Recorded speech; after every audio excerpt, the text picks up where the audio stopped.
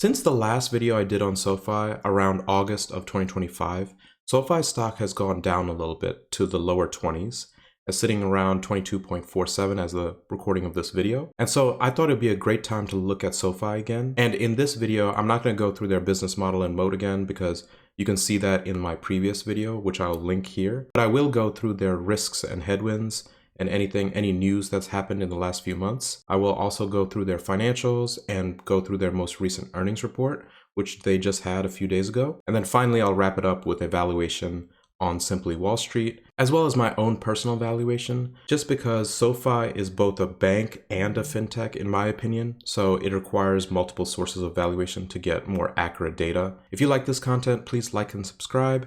And with that, let's get straight into it. Now, just as a recap, SoFi provides digital financial services. Their three segments are lending, technology platform, and financial services. Now, the bulls are saying that SoFi has rapidly launched an impressive array of products and services and remains the only firm offering a digital full-service model. SoFi has enjoyed surprising success in building its deposit base with its new bank charter, reaching nearly $30 billion in 3 years. And SoFi's loan platform business allows them to take full advantage of its sales channel and become a major growth engine for the company. And all of this is true, but the bears are also saying that revenue growth has come at the cost of rapid growth in expenses. SoFi has only recently reached profitability. SoFi's expanding balance sheet has increased its exposure to consumer credit risk during a period of elevated charge-offs and delinquencies. Now, this is something that I've explained also in previous videos, why I don't invest in traditional bank stocks. And that's one of the primary reasons is it does increase the consumer credit risk issues. Think of 2008, where there was a huge credit confidence issue. And then SoFi's lending segment will be more reliant on investor demand for its loans to maintain growth going forward, exposing the firm to shifts in capital market conditions. So now let's get into some of their financial metrics before we get into the financials and then their most recent earnings report. So here, they're a $29.05 billion market cap. They have about 1.3 billion in shares outstanding, revenue of 3.58 billion, trailing 12 months, and 5,000 employees. Their gross margins sit at 83%. Their pre-tax is 14.7%. Their net is about 13.4%. And their free cash flow is at negative 96.3%. And now you may be looking at the free cash flow, trying to understand why it's so negative. But like in previous videos I've had, banking stocks usually have negative free cash flow because of their high cost of loan originations on their balance sheet. So they tend to have negative free cash flows on paper. Their trailing 12-month PE is 59.2, which is pretty expensive. And their price to book is 2.8. Now, looking at their valuation for the next 12 months, we have a price target from analysts at $27.15. Their PE is 50.2. Analysts could be estimating some growth in the earnings for that lower PE. And their PEG ratio is 1.1, which is pretty good because anything close to 1 is fairly valued to undervalued. Anything under 1 is undervalued, and anything significantly over 1 is overvalued. So at 1.1, they are undervalued to fairly valued at this point in time, according to this metric alone. Their price to free cash flow is 36.2. Cash on hand is 4.93 billion. Their net debt is negative 3.01 billion, and their debt to equity is 0.2, which is a pretty low ratio, and that's pretty good. So let's look at the financials here. On the income statement, we're seeing that the net interest income, the NII, is increasing and going to the right, if I chart that. And if I chart both of those together, you can see that they're both increasing and going to the right. That's good. There's 2.219 billion in the NII, and then 1.394 billion in the non-interest income. Now moving to total revenue before provision for credit losses, you can see that's going up nicely to 3.613 billion. Total non-interest expense is going up to the right, and then consolidated net income comes in at 481.3 million for the last year. That has recently flipped between 2023 and 2024 to positive, which is a great sign, and they're continuing to stay positive. Basic and diluted EPS also changed from negative to positive from 2023 to 2024. I also like to look at total shares outstanding to make sure that it's not diluted too much. And here is an issue that I see. There's a huge dilution from 2020 to 2021, and then it's continued to stay high in every year, especially from 2024 to 2025. So that's not great for existing shareholders and prospective shareholders to see. Moving to the balance sheet, they have 5.356 billion in cash and cash equivalents. Securities and investments, they have 2.575 billion. Gross loans, they have 36.52 billion. Net loans, they have 36.52 billion. Net property and plant equipment, let's see if that's going up. I think it is going up over time. So they do need to keep this in check as well, because this is going up and to the right. Net tangible assets going pretty steady. Goodwill pretty steady. Total assets are growing, which is great. And total assets outpace total liabilities. So they are in a good place with assets to liabilities ratio, 50.66 billion to 40.17 billion. And then that means that the total shareholder equity is basically the difference between those two, the total assets minus the total liabilities, equals how much total shareholder equity there is. And here that's about 10.489 billion. Going to the cash flow statement, we can see that the net income is 640.2 million. Last 12 months.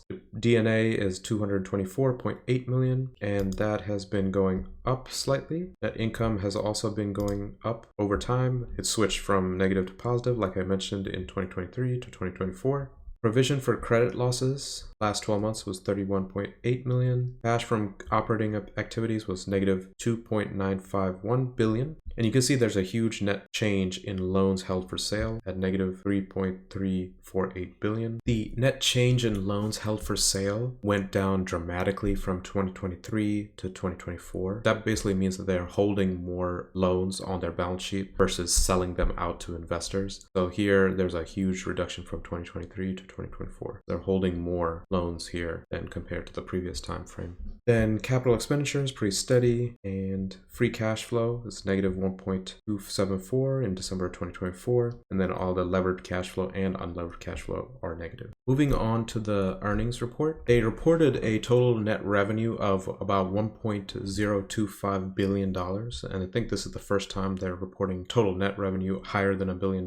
Net income was 173.549 million, and that's compared to last year's quarter, which was 332.473 million. Now this is on the GAAP results, but looking at non-GAAP, you can see that adjusted net income was only $61 million last year. So there must have been a one-off on last year's quarter that represents that huge difference in numbers. This year was actually pretty much in line and much better than the non-GAAP results that we're looking at. Now, adjusted EBITDA for consolidated non-GAAP was 317.597 versus 197.957. And overall, not accounting that one-off in 2024's quarter, the numbers on 2025's quarter looks much better than 2024. Adjusted earnings per share diluted was 13 cents per share versus 5 cents per share last year. Looking for some important metrics, the net interest income, the NII, was 207.8 million compared to 160.337 million a year ago. Non-interest income was 248.931 million versus 96.183 million. So total net revenue financial services was 456.741 million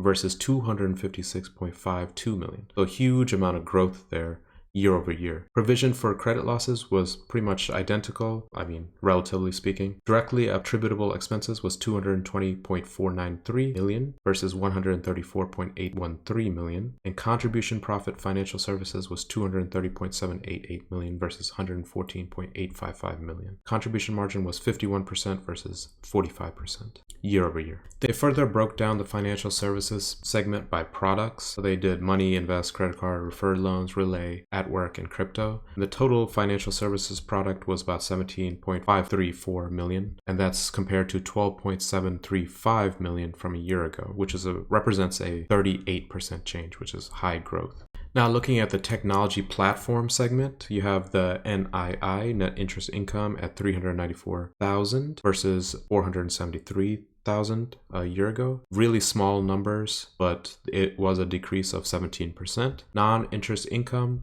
was 121.979 million versus 102.362 million a year ago. So total was 122.373 million versus 102.835 million. And the contribution margin was 39% versus 31%. And then the lending segment results. Net interest income was 444.763 million versus 345.21 million, which is a 29% change, really strong growth in the lending segment. Non-interest income came in at 53.919 million versus 72.586, which is a negative 26% year over year. Total net revenue then was 498.682 million versus 417.796 million, which is a 19% growth. Contribution profit 54% versus 59%. And then the adjusted net revenue for lending was 486.466 million versus 422.783 million.